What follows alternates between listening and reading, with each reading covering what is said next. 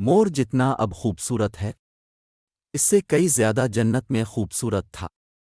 مور کی خوبصورتی پہ سبھی پرندے فدا تھے، لیکن ان سب خوبیوں کے باوجود مور سے ایسی کون سی خطا ہو گئی تھی جس سے اللہ تبارک و تعالیٰ نے مور کو جنت سے نکال دیا۔ اللہ تبارک و تعالیٰ نے جب حضرت آدم علیہ السلام اور اماں ہوا کو پیدا فرمایا، اس کے بعد ان کو جنت میں بھیج دیا۔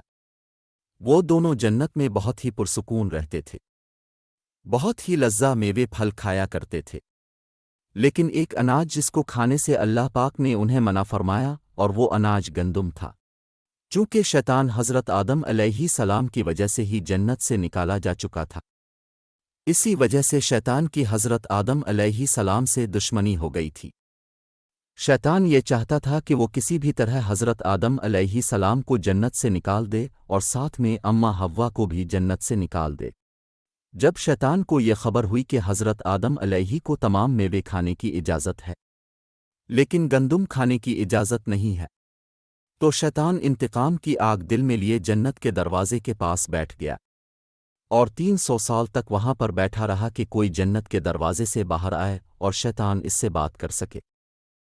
ایک دن اچانک سے مور جنت سے باہر آ گیا۔ شیطان اس کو دیکھتے ہی بہت خوش ہو گیا۔ شیطان نے پوچھا، اے خوبصورت پرندے تم کون ہو؟ مور بولا، میں مور ہوں۔ اب تم اپنا تعارف کرواؤ۔ شیطان نے جواب دیا کہ میں عالم قربا کا ایک فرشتہ ہوں، میں اللہ پاک کی عبادت سے ایک پل بھی غافل نہیں ہوں، میں چاہتا ہوں کہ میں جنت میں جاؤں، وہاں کی نعمتوں کا اپنی آنکھوں سے مشاہدہ کروں۔ شیطان مور سے کہنے لگا کہ تم مجھے جنت کے اندر لے جاؤ، میں تمہیں 3 ایسی باتیں بتاؤں گا جس سے تمہیں ابدی زندگی حاصل ہو جائے گی، تمہیں بڑھاپا اور بیماری نہیں آئے گی، تم ہمیشہ جنت میں ہی رہو گے۔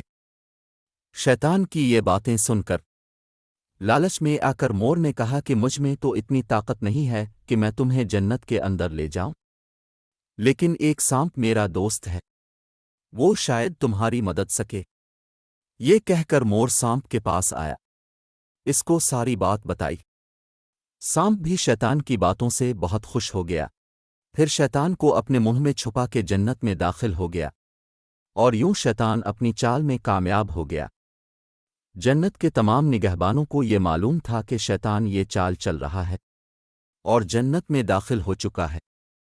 فرشتے شیطان کو جنت سے نکالنے لگے، تب ہی اللہ پاک کا حکم ہوا کہ اس کو ابھی تک جنت میں ہی رہنے دیا جائے۔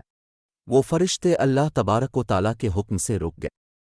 شاید یہ حضرت آدم علیہ السلام کا امتحان تھا۔ شیطان حضرت آدم علیہ السلام کے پاس اور اماں حوا کے پاس جا کر اپنی محبت کا اظہار کرنے لگا۔ وہ دونوں ہی شیطان کو پہچان نہ سکے، کیونکہ ماضی کے مقابلے میں شیطان کی شکل تبدیل ہو چکی تھی۔ شیطان کہنے لگا کہ میں چاہتا ہوں کہ اب دونوں ہمیشہ جنت میں اسی طرح زندگی گزاریں، ہمیشہ خوش رہیں۔ حضرت آدم علیہ السلام اس کی بات بہت غور سے سننے لگے۔ شیطان نے کہا، اگر آپ میری بات مان جائیں تو آپ کو جنت کی اور بھی تمام سہولتیں ملیں گی۔ حضرت آدم علیہ السلام شیطان کے بہکاوے میں آ کر کہنے لگے کہ یہ کس طرح ممکن ہے؟ شیطان کہنے لگا، ایک گندم کا دانہ اگر آپ دونوں چکھ لیں تو آپ کو ابدی حیا حاصل ہو جائے گی اور آپ جنت میں ہی رہیں گے۔ یہ بات سن کر حضرت آدم علیہ السلام کے دل میں رجحان پیدا ہوا، لیکن ان کے دل میں اللہ کی نافرمانی کا خوف غالب آ گیا، جبکہ اماں حوا شیطان کی باتوں میں آ گئی، جس پر اماں حوا نے حضرت آدم علیہ السلام کو راضی کر لیا۔ پھر اس کے بعد ان دونوں نے اس گندم کے دانے کو چکھ لیا۔